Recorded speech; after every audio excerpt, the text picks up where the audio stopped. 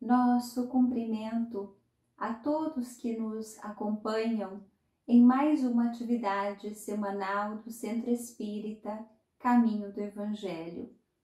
Muito embora saibamos não estar na condição desejada ou ideal, porque sabemos dos diferenciais que a psicosfera do Centro Espírita tem, a relevância da participação presencial naquela ambiência tão salutar, também sabemos que este é um momento de exercício de solidariedade, de darmos a cota de contribuição que está sob nossa incumbência, mantendo-nos temporariamente utilizando os recursos da mídia para mantermos as atividades em andamento.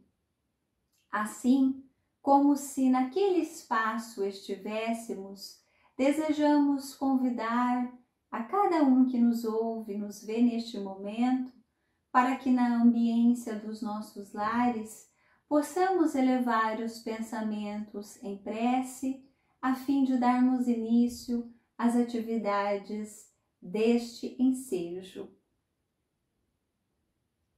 Mestre e amigo Jesus, governador de nosso planeta, ampara-nos nesta hora que estamos vivendo uma oportunidade de exercícios morais tão relevante. Ampara cada um de nós, as nossas famílias, aos entes queridos e aos muitos que sofrem e vivenciam desafios de toda ordem. Auxilia-nos, amigo querido, a entendermos a sua mensagem e assumirmos o compromisso de trazê-la para a nossa vivência diária. Por tudo que recebemos, amigo Jesus, nós te agradecemos e rogamos o teu amparo uma vez mais. Nosso Mestre amado e querido, num diálogo que fará ao término de sua presença física na Terra, com o representante de Roma na Judéia, Pôncio Pilatos, será questionado por este homem dotado do poder terreno se ele, Jesus, era o rei dos judeus. Ao que nosso mestre respondeu, dando testemunho da verdade: meu reino não é deste mundo. De fato, Jesus tinha uma soberania e um reinado como governador deste planeta. Porém, deixava muito claro que, embora sua condição superior pudesse dar a ele o domínio sobre todos os potentados da terra, a sua mensagem era exatamente no sentido de que tudo que há de material é passageiro e é perecível. Deixava ele nesta circunstância uma máxima, um princípio norteador das nossas vidas.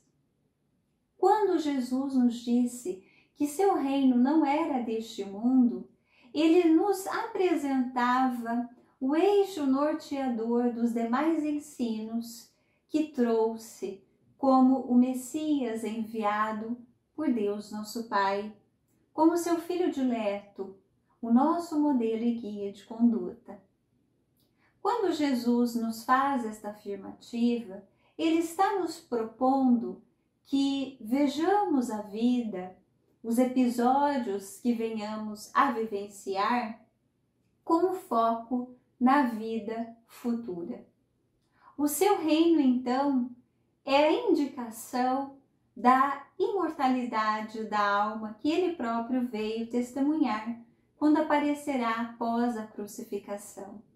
Era a comprovação de que, de fato, nós somos espíritos imortais. Mais tarde, Senhor Allan Kardec, o codificador da doutrina espírita, terá o cuidado de estudar este ensino do Mestre Jesus no segundo capítulo de O Evangelho segundo o Espiritismo, que tem este mesmo título, Meu Reino não é deste mundo. Ali o codificador nos demonstrará que de fato Jesus era um rei, mas não um rei com os caracteres do poder terreno. Ele era o rei celeste. Ele era um espírito sublime e por isso, quando ele questiona em O Livro dos Espíritos qual seria o melhor modelo, eles responderam de que, de fato, Jesus é um espírito inigualável, ao qual nenhum de nós, neste plano, alcançou em termos de evolução intelectual e moral. E por isto ele nos serve de modelo, de retidão de conduta e de fiel cumprimento das leis de Deus. A proposta de nosso mestre, então, é que nós observemos o mundo sob a ótica do espírito. E neste sentido, o Senhor Allan Kardec, neste capítulo 2º de O Evangelho segundo o Espiritismo, nos traz um texto intitulado O Ponto de Vista. Ali ele nos esclarece que aqueles de nós que já construímos a convicção acerca da vida futura e que sejamos capazes, portanto, não apenas de conceber, de crer, mas de ter esta íntima certeza, esta íntima convicção, naturalmente que não desconsideraremos a vida material e tampouco os bens de que somos momentaneamente depositários, tendo em vista que em algum momento nós devemos devolver ao Senhor da vida, que é efetivamente o dono de tudo que há no universo, criador de todas as coisas. O fato, então, de termos o foco na vida futura não significa que negligenciemos o presente. É um dever da própria lei divina de conservação que nós envidemos os esforços, trabalhemos, usemos os bens materiais, desde que nos limites do necessário, desde que este conforto material não seja a prioridade das nossas vidas. Então nós usamos os bens da matéria, mas numa relação de espírito com a coisa, em que a coisa não escraviza o espírito, visto que este a considera um instrumento e não o móvel das suas ações, o seu objetivo de vida. Quando temos esta certeza na vida futura, nós sabemos por que renascemos e este é um ensinamento valoroso que a doutrina espírita nos traz. A experiência reencarnatória é um instrumento, é uma metodologia da providência divina para que nós possamos vivenciar provas ou experimentar oportunidades de correção de escolhas equivocadas que tenhamos feito. Então, é um laboratório de experiências educativas para que nós construamos virtudes, para que nós aprendamos de fato a cumprir as leis divinas. Então, o que o codificador, Senhor Allan Kardec, considera é que aquele que tem o enfoque, a visão, o ponto de vista apresentado pela doutrina espírita, ele terá as cautelas naturais que a vida material exige. Porém, ele terá a certeza de que todos os desafios, as situações difíceis pelas quais passamos pelo nosso próprio processo educativo, necessárias, portanto, elas são todas passageiras. Ele terá, então, um olhar sobre os objetivos, os aprendizados que pode extrair, e não sobre o problema mesmo. Ele comparará o nosso codificador à visão do materialista, aquele apegado às coisas, com a visão de um espírita. Para o materialista, a perda de quaisquer dos bens é sempre uma tormenta desesperadora, porque nestes bens ele deposita tudo o que é de maior valor para si. Para o espírita convicto, ele experimentará essa circunstância como um exercício moral. Ele saberá que pelo desapego é certo que há algum constrangimento, algum desafio, mas temporário. E isso lhe dá a calma e a serenidade para o enfrentamento dessas experiências dolorosas que eventualmente venha a experimentar. Neste sentido, Sr. Allan Kardec receberá uma carta de um espírita da cidade de Constantinopla e ele terá o cuidado de analisá-la na Revista Espírita do ano de 1865. Em novembro daquele ano, ele publicará um artigo intitulado Espiritismo e a Cólera. Ele se referia à doença cólera causada por uma infecção bacteriana e decorrente de deficiências em saneamento básico. Este companheiro que escreve a Sr. Allan Kardec dirá que ele notava que a cólera estava assolando a população da região onde ele vivia, o que naturalmente era causa de muitas tormentas e desesperação. Mas ele percebe que os espíritas se mantinham em tranquilidade, apesar dos desafios do momento. E ele até mesmo cogita se a crença espírita não estaria poupando-lhes as suas existências físicas. O codificador, que era o bom senso encarnado, analisando esta carta deste companheiro espírita, refletirá que, de fato, todos nós, estando encarnados, estamos sujeitos às contingências da matéria. Exatamente como hoje vivenciamos a epidemia do novo coronavírus e aquela época vivenciavam a da cólera, Sr. Allan Kardec considera que todos nós estamos suscetíveis, vulneráveis, o que significa que não é pela crença que tenhamos na imortalidade da alma que devamos nos expor a riscos. Pelo contrário, nós temos o dever, a cautela de manter os hábitos de higiene recomendados pelas autoridades sanitárias e médicas.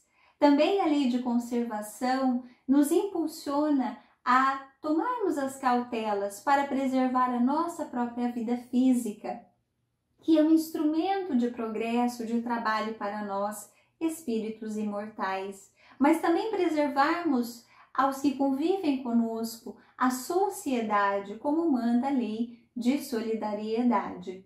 Então ele reflete que nós devemos ter os cuidados, mas que também saibamos que, se for chegada a hora do retorno, da partida de volta à pátria espiritual, ainda que tenhamos todos os cuidados por esta ou outras causas, nós seremos convocados ao retorno imediato.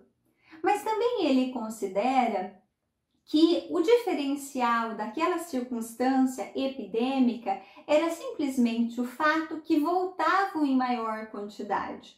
É natural também que esta situação viesse incrementar em intelecto pelas pesquisas que seriam necessárias, as cautelas, o que também traria contribuições no campo da ciência. Mas ele ressalta um aspecto que é exatamente na perspectiva do ponto de vista de que nós tratávamos. A questão do comportamento do espírita diante daquele desafio. Muitos se desesperavam dentre os contemporâneos pelo temor de pegarem aquela doença e virem a perecer. E o que o Sr. Allan Kardec destaca é que, em relação aos espíritas, aquela carta que havia recebido, ele não destacaria que estivessem sendo poupados, porque eventualmente poderiam sim desencarnar por aquela moléstia. Mas o que ele ressalta é o quanto a crença espírita, a certeza da vida futura lhes dava força moral para vivenciarem aquele desafio sem a desesperação. E ele ressalta, inclusive, um aspecto que é de conhecimento até mesmo de quem não é espírita. As condições emocionais, e ele tratará especificamente a respeito do medo, de um medo que seja exacerbado e não aquele natural que nos coloque na condição de defesa, de evitar nos expor, que também é uma expressão da lei divina de conservação. Ele trata do medo no aspecto de um terror da morte. E ele dirá então que a própria ciência já nos explicitava que este estado de ânimo do espírito vai gerar um desdobramento de suscetibilidade até mesmo orgânica. Ou seja, o que ele dizia é que este terror fazia com que este espírito induzisse o seu corpo físico a produzir substâncias que vulnerabilizavam o seu sistema imunológico. Por exemplo, a adrenalina, o excesso de ansiedade e depois o hormônio cortisol, que dá então como efeito o estresse. E então o organismo físico também ficava mais vulnerável. O que ele notava, por outro lado, era que o espírita convicto, ele não desconsiderava a possibilidade de desencarnar, mas ele podia enfrentar e conceber esta possibilidade com serenidade e tranquilidade. E ele reflete o porquê. Inicialmente, na medida em que nós temos a certeza da vida futura e de que priorizamos o que virá a ser, o modo como retornaremos, é natural que esta certeza nos impulsione a fazer escolhas mais sadias, a fazermos as lutas de vitória sobre as nossas más inclinações, os aprendizados de humildade, os aprendizados de abnegação, de sacrifício pessoal. Por outro lado, aquele que tem a simples dúvida na vida futura tende a investir no aqui e no agora. E quando está se deparando com a possibilidade de se desvanecer o aqui e agora, ele é tomado de um grande terror. Então, o que Allan Kardec destaca é que esta certeza não vai afastar os desafios da vida, mas nos dará uma calma de espírito para que, se formos contaminados e formos compelidos a retornar à vida espiritual, nós estejamos com a consciência em paz. Mas ainda que fiquemos na Terra, esta certeza também nos dará a segurança de que, se eventualmente um ente querido, um espírito afim que tenha partido, não se terá perdido. É natural, é muito certo que a ausência de um ser amado vai repercutir em nossas vidas. É natural o sentimento de saudade, da ausência física daquele ser, porque sabemos que espíritos afins intercambiam sentimentos e fluidos, e então é natural que eventualmente a ausência de um amor, de um ente querido, de um amigo, um afeto de coração, nos dê essa sensação da saudade, da falta da presença daquele querido. Por outro lado, o Espiritismo nos dá a serenidade para o enfrentamento deste desafio e de outros, porque na medida em que não apenas apresenta a vida futura, já proporcionada a certeza pela própria aparição de Jesus, mas agora explicitada, mas agora descortinada, detalhada pelas muitas comunicações dos que já retornaram, dando-nos a certeza de que, ainda que estejamos fisicamente separados, nós poderemos ter oportunidades de reencontros, seja durante os momentos de sono do corpo, quando nós, num desprendimento parcial, podemos ter oportunidade de rever os seres queridos, seja mesmo em vigília, quando estejamos em condições emocionais, condições de equilíbrio que permitam essas visitas destes entes amados que venham ter conosco e que nos inspiram, nos intuem e que podemos eventualmente registrar de muitas formas as suas presenças. O Espiritismo, então, bem compreendido, refletido, nos dá estes recursos para lidarmos com os desafios com paz, para termos a paciência na medida em que nos esclarece os objetivos dessas circunstâncias passageiras.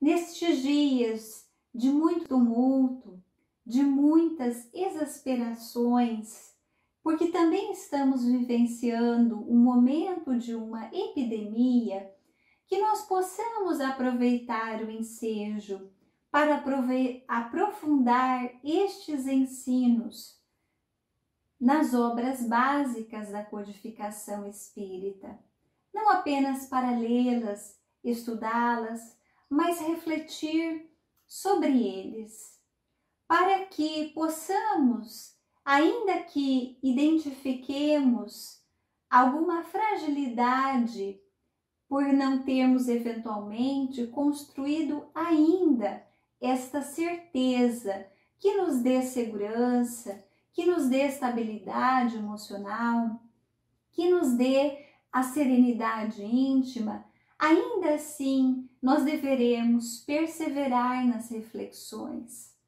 para que, nutrindo-nos psiquicamente, as nossas mentes, com estas reflexões e estímulos salutares, nós construamos gradativamente esta convicção, esta certeza em nós, não apenas cognitivamente, enquanto uma informação, mas como um sentir que nos proporcione o equilíbrio, que nos dê o amparo nos momentos desafiadores. E se ainda assim o estudo, a reflexão ainda não forem para nós suficientes, porque ainda não foram na quantidade, na repetição necessárias para que alcancemos este estado de certeza, nós também devemos nos lembrar de um recurso fundamental, muito bem explicado pelos espíritos superiores. Estamos falando da prece, que é o mecanismo pelo qual a criatura entra em sintonia com o Criador, através de um contato psíquico com os benfeitores espirituais. Assim eles nos inspirarão, eles nos concederão fluidos de refazimento, de estímulo, ampliarão a nossa maneira de ver, poderão nos colocar através dessas inspirações numa visão, no exato ponto de vista pelo qual devemos enxergar, transcendendo aqui agora o desafio, a dor momentâneas, vislumbrando o porvir, vislumbrando toda a assistência que aquele que se coloca na posição de pedir, de desejar receber, muito está em termos de favorecimento do auxílio que lhe pode ser oferecido. E é neste sentido, então, que convidamos os companheiros que nos acompanham neste momento para que possamos, uma vez mais, elevar em prece os nossos pensamentos, agradecendo aos benfeitores espirituais pelos múltiplos recursos que nos têm oferecido, pela sustentação nas horas difíceis, agradecer pelos muitos benefícios que nos tem prestado, pelo Espiritismo, que é um roteiro tão seguro, que nos consola, que nos esclarece e que nos estimula para que nesta jornada carnal nós não esmoreçamos, que nos estimula e nos guia no correto e fiel cumprimento da lei divina.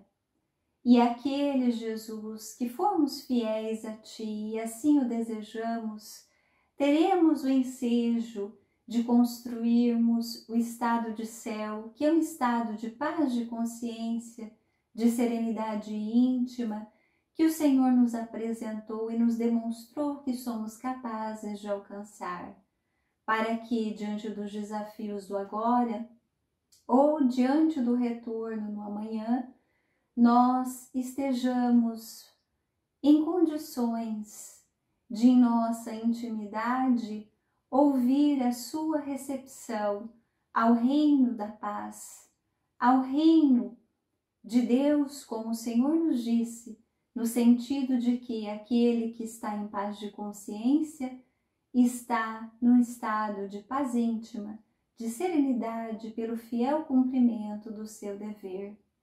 Envolve-nos, Mestre querido, benfeitores espirituais, nos seus fluidos benfazejos, amparando-nos nos nossos desafios, dando-nos o discernimento nas escolhas presentes no momento atual. Ao Centro Espírita Caminho do Evangelho, a nossa gratidão pela oportunidade deste momento de reflexão em torno da doutrina espírita. Aos amigos, o convite para aprofundarmos as reflexões, as aprendizagens que essa doutrina bendita oferece àqueles que se predispõem a estudá-la, a refleti-la e, sobretudo, os benefícios que ela traz para aqueles que se decidem por vivenciá-la. A todos, muita paz.